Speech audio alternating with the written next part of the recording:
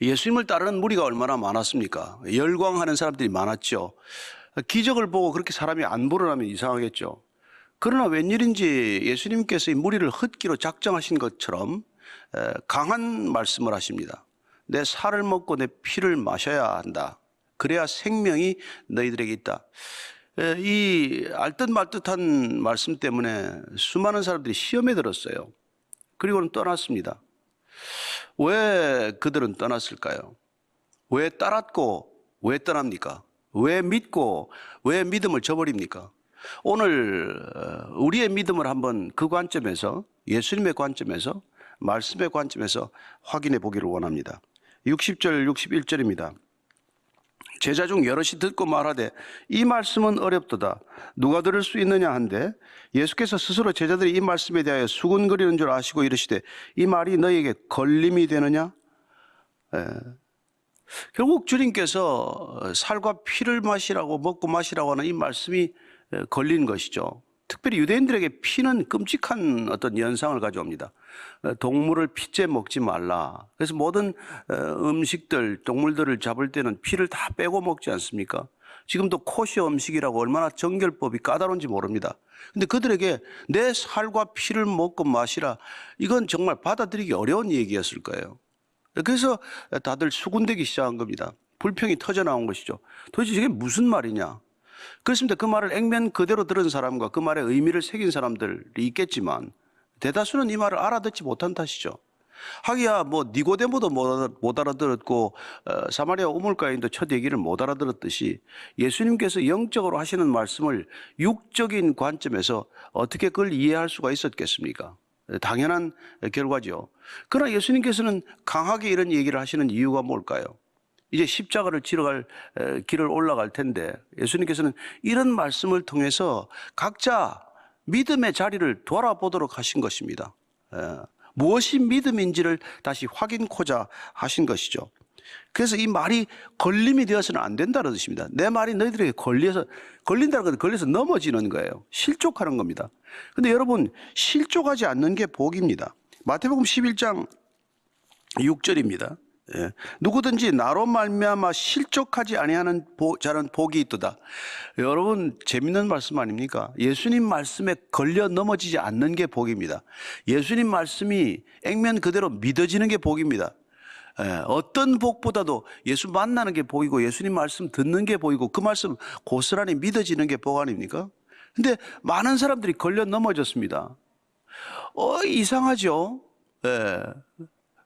38년 된 병자도 오히려 일어섰고 맹인도 눈을 떴고 어려운 사람들, 절망적인 한계 상황에 부딪혔던 사람들은 예수님의 말씀을 듣고 다 일어섰는데 왜 그토록 신앙이 좋다고 하는 종교 지도자들은 예수님 말씀에 걸려서 넘어졌냐는 것입니다. 여러분, 예수님 말씀에 힘을 얻고 일어서는 사람들과 걸려서 넘어지는 사람들을 잘 대비해서 보시기를 바랍니다. 저와 여러분들은 예수님 말씀이 걸립니까? 아니면 힘을 얻는 말씀입니까? 예를 들어서 삭개오 얘기를 듣는다든지 선한 사마리아인 얘기를 들으면 머리가 아파. 이건 힘들겠는데? 그렇게 걸려 넘어지는 겁니다. 이렇게 일어서는구나. 이게 믿음이구나. 머리가 환해지면은 그건 여러분들이 예수님 말씀에 걸려 넘어진 것이 아니라 예수님 말씀이 오히려 우리를 이렇게 세운 것이죠. 그런 차이가 있다는 것입니다. 그래서 우리의 믿음의 동기가 점검되는 거예요. 62절입니다. 그러면 너희는 인자가 이전에 있던 곳으로 올라가는 것을 본다면 어떻게 하겠느냐? 내가 살을 먹고 내 피를 마시라는 말이 그렇게 걸리는 모양인데 그럼 내가 그래서 어떻게 저자가 생명의 살이라고 말하냐? 저 엄마가 누구고 아버지가 누군고 가족이 누군지 다 아는데 그래서 예수님께서는 답답하니까 내가 그러면 승천하는 걸 보면 너희들이 믿겠냐? 그래도 안 믿을 걸? 그런 말씀이죠. 그래서 왜 믿고 왜 따르는지를 보라는 겁니다. 예수님 말씀은 다 이해가 되지 않지만 그분의 말씀을 믿고 따르는 자들이 있고 내가 이해되는 만큼만 따르는 사람들이 있고 내가 득이 되는 만큼만 따르는 사람이 있고 내가 득이 되지 않아도 따르는 사람이 있습니다. 그 믿음의 동기를 보겠다는 것이죠. 63절입니다. 살리는 것은 영이니 육은 무익하니라. 내가 너에게 이런 말은 영이요 생명이라. 아, 참 중요한 말씀이죠. 우리는 육으로 삽니다. 삼시세끼 먹어야 삽니다. 그래서 음식이 우리를 살린다고 생각하죠. 그래서 그렇게 몸을 지극히 정성스럽게 보살핍니다. 그러나 예수님께서는 딱 이렇게 잘라서 말씀하십니다. 두 가지 믿음 생활할 때 기억을 해라. 살리는 것은 영이다. 영이 우리를 살리는 것이다. 우리는 모두 다 육신이 우리를 살린다고 육에 묶여 살아가지만 아니다. 영이 우리를 살리는 것이지, 영이 살아야 우리가 사는 것이지, 영혼이 잘 되어야 범사가 잘 되는 것이지. 또 한 가지는 뭡니까? 내가 너에게 이런 말이 이게 영이다. 예수님의 말씀이 영이다. 내 말이 영이고 생명이다. 여러분, 예수님의 말씀은 영이요 생명이다. 얼마나 중요한 얘기입니까? 성령 충만하고 싶습니까? 말씀 충만이면 됩니다. 예. 생명이 왕성하고 싶습니까? 말씀이 충만하면 생명력이 살아나는 것입니다. 죽을 사람도 사는 것입니다. 말씀이 들어가면 죽을 사람도 살아나는 것입니다. 이게 말씀의 능력이에요. 믿음의 능력이에요. 64절 65절입니다. 그러나 너희 중에 믿지 아니하는 자들이 있느니라 하시니 이는 예수께서 믿지 아니하는 자들이 누구며 자기를 팔자가 누구인지 처음부터 아심이라. 또 이르시되 그러므로 전에 너희에게 말하기를 내 아버지께서 오게 하여 주지 아니하시면 누구든지 내게 올 수 없다 하였노라 하시니라. 예. 근데 너희들 내가 지금 내 말이 곧 영이고 생명이고, 예. 또한 살리는 것은 영이다, 이런 말 해도 너희들이 믿지 않는 자들이 있지 않냐. 그리고 주님께서는 처음부터 나를 팔자가 있다고 말합니다. 아니 그러면 여러분들도 왜 가룟 유다는 왜 끌고 오셨나? 왜 제자로 데리고 다니셨나? 예. 궁금하지 않았습니까? 그래서 어떤 사람들은 십자가를 지기 위해서 각본에 따라서 하나 끼워 넣은 거지. 아유, 아닙니다. 예수님께서는 그의 끝까지 돌아설 기회를 주셨습니다. 회개할 기회를 수없이 주셨습니다. 아니 신뢰를 표시하기 위해서 돈꾀를 맡기기까지 않았습니까? 예. 그러면 그에게 어떤 사랑을 충분히 줬죠. 아니 성찬할 때 그를 뺐습니까? 세족식 할 때 배신할 거라고 눈을 흘겼습니까? 예수님께서 끝까지 그에게 기회를 주었죠. 그러나 마지막 순간까지 그는 돌이키지 않았습니다. 그래서 어쨌건 오늘 예수님께서는 아버지께서 내게 주신 자들은 반드시 내게 온다. 이 얘기는 44절 말씀을 한번 반복하고 강조한 거예요. 믿음은 우리로부터 비롯되지 않습니다. 하나님으로부터 비롯된 것이다. 믿음도 전적으로 하나님의 은혜다, 선물이다. 그 얘기를 반복하는 것이죠. 44절입니다. 나를 보내신 아버지께서 이끌지 아니하시면 아무도 내게 올 수 없으니 오는 그를 내가 마지막 날에 다시 살리리라. 그분은 마지막 날에 우리를 부활에 이르게 하겠지만 하나님께서 이끌어 주셔야, 나한테 보내야 한다는 것입니다. 66절입니다. 그때부터 그의 제자 중에서 많은 사람이 떠나가고 다시 그와 함께 다니지 아니하더라. 많이 떠난 제자들 중에는 12제자가 포함된 건 아니죠. 예수님의 제자들은 여러 가지 부류가 있었습니다. 부르지도 않았는데 온 제자들이 어쩌면 스스로 자칭 제자들일지도 모르겠습니다. 보통 사람들보다는 열광적이어서 누가 봐도 저 사람은 제자급이네, 이런 사람들이 적지 않았겠죠. 그런 무리들은 다 떨어져 나갔습니다.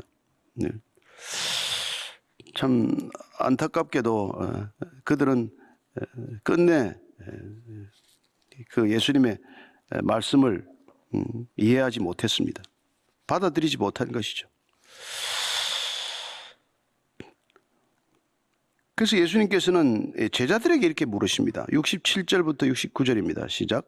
예수께서 12 제자에게 이르시되 너희도 가려느냐? 시몬 베드로가 대답하되 주여 영생의 말씀이 주께 있사오니 우리가 누구에게로 가오리이까? 우리는 주는 하나님의 거룩하신 자이신 줄 믿고 알았사옵나이다. 참 베드로는 참 볼수록 신기해요. 결정적일 때 실수도 하지만 결정적일 때 또 정말 누구도 답하지 않을 때 선뜻 또 정답을 말합니다. 어쨌건 그는 예수님께서 가겠느냐고 물었을 때 단호하게 안 간다고 말합니다. 사실 제자라고 하지만은 예수님께 등을 돌린 제자들은 정체가 뭡니까? 본인들이 계산해서 온 거죠. 그리고 계산이 끝나서 이제 돌아간 겁니다. 이 사람 왕이 되자고 그렇게 왕되라고 해도 부축해도 왕될 가망은 없구나. 덕 볼 일은 여기까지구나. 그럼 여기서 뭐 계산 끝내고 손절해야지. 그게 다 떠난 거 아닙니까?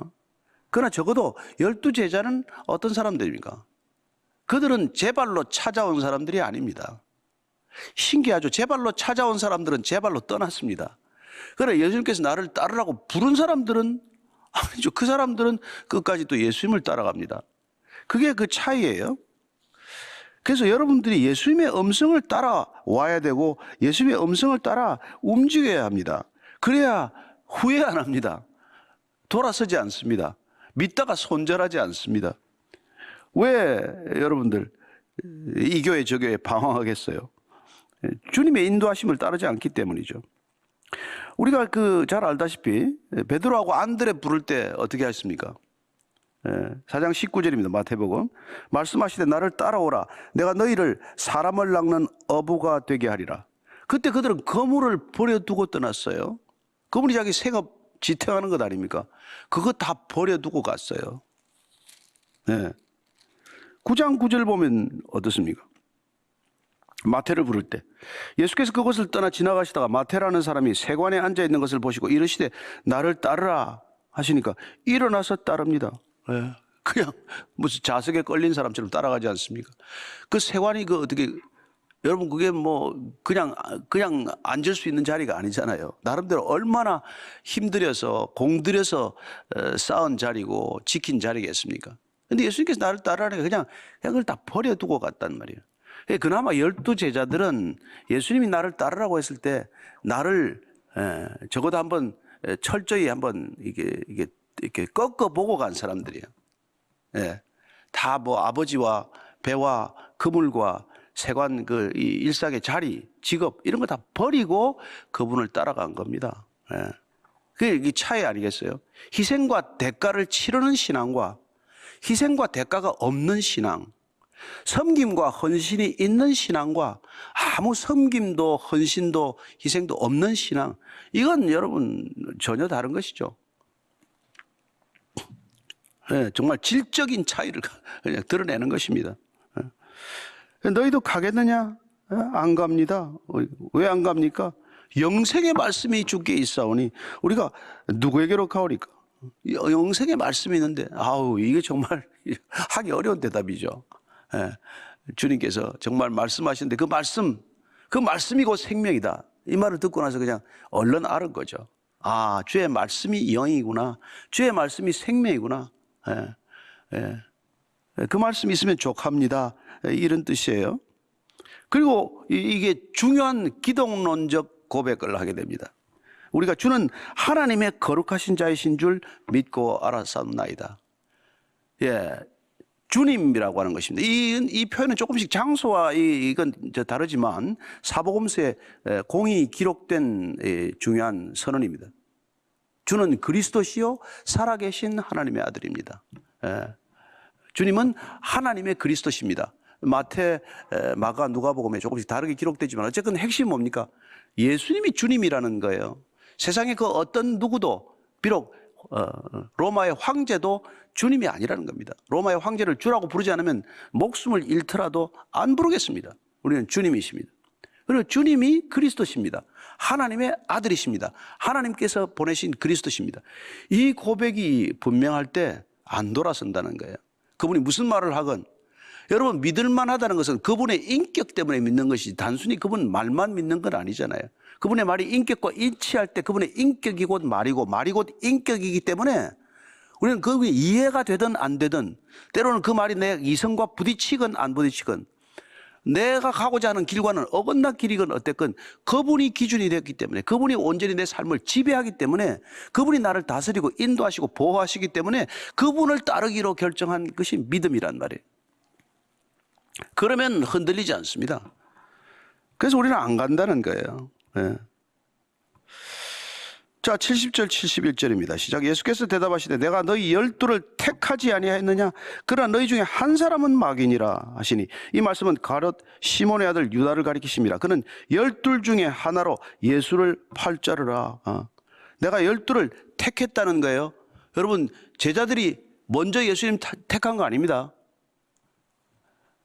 저와 여러분들이 분명한 신앙을 갖게 된 것은 예수님께서 택하신 것입니다. 아버지께서 우리를 이끌어 오셔서 예수님께로 보냈을 때 예수님께서 택해 주신 거예요. 그렇습니다. 주님께서 나를 택하셨다는 건, 이게 자칫 이 유대인들에게는 선민의식이 되고 말았지만, 이건 철저히 감사의 조건이죠. 철저히 은혜의 표현 아닙니까? 내가 너를 택하여 세웠나니. 주님이 우리를 택했다는 것, 이게 중요합니다. 근데 그 중에 한 사람은 마귀다. 좀 슬픈 얘기죠. 왜 주님, 마귀는 왜 택했습니까? 근데 마귀에게 너희 중에 한 사람이 지금 먹혔다는 거예요. 나한테 걸려 넘어지더니 마귀에게 덥석 물려버린 것이죠. 너희 중에 하나가 벌써 그렇게 됐다는 것입니다. 이 말씀은 가룟 시몬의 아들 유다를 가리켰는데, 12의 하나, 얼마나 좋은 출발입니까? 예수님이 우리를 선택해 주셨다는 것, 우리가 예수 믿는다는 건 얼마나 큰 특권인지 모릅니다. 신적 특권이 우리에게도 주어진 것이죠. 하나님의 자녀가 되는 권세를 우리가 받은 것입니다. 사망에서 생명으로 옮긴 것입니다. 정말 죽음에서 영생으로 옮겨진 것입니다. 그런 택함을 받고 왜 실족합니까? 왜 등을 돌립니까? 왜 돌아섭니까? 왜 머뭇머뭇합니까? 왜 주저하십니까? 왜 여호와 니시를 향해서 줄곧 달려가지 못하십니까? 신앙이 그만도 못합니까? 믿음이 그만도 못해서 그런 믿음입니까? 믿음을 모르는 것이죠. 믿음의 가치를 모르는 것입니다. 십자가의 가치를 모르는 것이죠. 십자가가 우리에게 의의 옷을 입혀주었다는 것, 죄인이 의인되는 길은 이 오직 한 길이라는 것, 이걸 깜빡깜빡 놓치는 것이죠. 얼마나 답답한 일입니까? 그런데 이런 일들이 우리 일상 가운데 일어날 수 있다는 거예요. 그래서 정말 슬픈 일이지만 조심해야 된다는 것입니다. 참 우리에게는 그런 일이 없는지 있는지 한번 늘 돌아볼 필요가 있다는 것입니다. 그래서 우리가 이 가룟 유다가 실족하는 거, 이걸 잘 봐야 됩니다. 어떨 때 실족을 했느냐? 예수님은 변치 않는데 왜 내가 변했냐? 요한복음 13장 1절 2절입니다. 6월절 전에 예수께서 자기가 세상을 떠나 아버지께로 돌아가실 때가 이런 줄 아시고 세상에 있는 자기 사람들을 사랑하실 때 끝까지 사랑하시니라. 마귀가 벌써 시몬의 아들 가롯 유다의 마음에 예수를 팔려는 생각을 넣었더라. 마귀가 벌써 가롯 유다의 마음에 팔 생각을 넣었다는 거예요. 우리는 우리 마음을 내가 다스린다고 생각합니다. 우리는 내가 생각한다고 생각합니다. 아니요, 많은 생각이 나로부터 비롯되지 않았습니다. 여러분, 진화론은 우리 생각이 아니잖아요. 공산주의 이념이나 이런 게 우리 생각입니까? 자본주의가 우리 생각입니까? 여러분, 누구의 생각이에요? 우리가 뭐 리비도니 무슨 뭐 에고니 슈퍼 에고니, 근데 여러분이나 제 생각입니까? 그렇습니다. 무슨 뭐 프로이드나 뭐 마르크스나 이런 사람들 생각이에요. 그래서 남의 생각들을 잔뜩 머릿속에 집어지고 있는 걸 우리는 그걸 석학이라고 말합니다. 석학일 수 있죠. 많이 아니까. 그걸 아는 게 힘이 됩니까? 꼭 그렇지 않지 않습니까? 근데 이게 왜 지금 가룟 유다는 됐을까요? 불을 보듯 뻔합니다. 예수님 왕 될 거라고. 이 사람은 혁명이 꿈꾸는 거 아니겠습니까? 로마 제국에 어떻게 대항해서 유대를 독립시키는가? 뭐 이런 생각들을 꽤나 했겠죠. 민족주의적 생각을 했을 것입니다. 그래서 예수께서 왕 안 하겠다고 그러니까 뭐 한번 팔아버려야겠구만. 뭐 이런 생각이 잠시 스쳤겠죠. 마귀가 그때는 생각을 넣었습니다. 마귀가 생각에 씨앗을 뿌립니다. 여러분, 가라주는 마귀가 뿌리는 것입니다. 나중에 알곡과 가라지가 갈라지는 이유가 뭡니까? 마귀의 생각을 붙들고 살았더니 가라주가 된 것이죠. 주님의 생각만 붙들었으면 알곡이 안 될 리가 없잖아요. 그러다가 나중에 13장 26절 27절이에요. 예수께서 대답하시되 내가 떡 한 조각을 적셔다 주는 자가 그니라 하고 곧 한 조각을 적셔서 가롯 시몬의 아들 유다에게 주시니 조각을 받은 후 곧 사탄이 그 속에 들어간지라. 이에 예수께서 유다에게 이르시되 내가 하는 일을 속히 하라. 여러분, 이때는 사탄이 들어갔어요. 마귀가 들어갈 때는 조금 나았잖아요. 그런데 마지막 순간, 성만찬의 순간에, 아니, 이거 이제 이분이 이제 십자가 진다고 그러는데 끝났구나. 얘는 도저히 내버려 둘 수 없구나. 그냥 바로 팔아야겠네라고 할 때는 사탄이 들어갔다는 거예요. 여러분, 마귀는 졸개 아닙니까? 사탄은 우두머리 아닙니까? 졸개가 문 빼끔 열었습니다. 사탄이 그 열린 문 대문처럼 열고 들어온 것이죠. 우리도 그렇습니다. 작은 악이 큰 악을 부릅니다. 작은 버릇이 큰 버릇 되는 거 아닙니까? 바늘 훔치다가 소도둑 된다는 거 아닙니까? 그런 거죠. 무서운 일입니다. 저와 여러분들이 생각의 문을 어떻게 지켜야 할지, 마음을 누가가 다스리도록 이 마음을 내어드려야 할지, 한 주간 동안도 깊이 생각하지 않으면 우리는 날마다 갈래길에 섭니다. 날마다 이 길인가 저 길인가 방황합니다. 날마다 주의 길 그리고 사탄의 길에 방황하게 됩니다. 여러분, 하와가 뭐 대단히 잘못했습니까? 그저 이런 일이 우리가 날마다 일어난 일 아닙니까? 창세기 우리가 잘 아는 대로 3장 6절입니다. 여자가 그 나무를 보죠. 먹음직도 하고 보암직도 하고 지혜롭게 할 만큼 탐스럽기도 한 나무인지라. 여자가 그 열매를 따먹고 자기와 함께 있는 남편에게도 주매 그도 먹은지라. 이게 가롯 유다에게 일어난 일이고 우리에게도 날마다 일어날 수 있는 일이라는 것입니다. 요한이 다시 정리했죠. 1세에서. 이 세상에 있는 모든 것이 육신의 정욕과 안목의 정욕과 이생의 자랑이니 다 아버지께로부터 온 것이 아니요 세상으로부터 온 것이라. 그렇습니다. 이게 다 보암직하고 먹음직하고 지혜롭게도 할 만한 것과 동일한 유혹이라는 것입니다. 사탄은 떡밥을 뿌리듯 미끼를 달아놓듯 덫을 치고 올가미를 놓듯 사방에 뿌려놓습니다. 여러분 덥석덥석 물기만 하면 그냥 끝나는 겁니다. 우리는 그 순간순간 등을 돌리는 것이고 날마다 배신하게 되는 것이죠. 왜 주님으로부터 좋은 믿음으로 시작했다가 중간에 저렇게 많은 사람들이 실족합니까? 그리고 그게 남의 일입니까? 저와 여러분의 일이 될 수도 있는 것이죠. 한 주간 동안 믿음 잘 지키십시오. 올해 믿음 잘 지키십시오. 일생 믿음 잘 지키십시오. 일생 예수 믿는 것, 잘 믿는 것 이상 중요한 일 없습니다.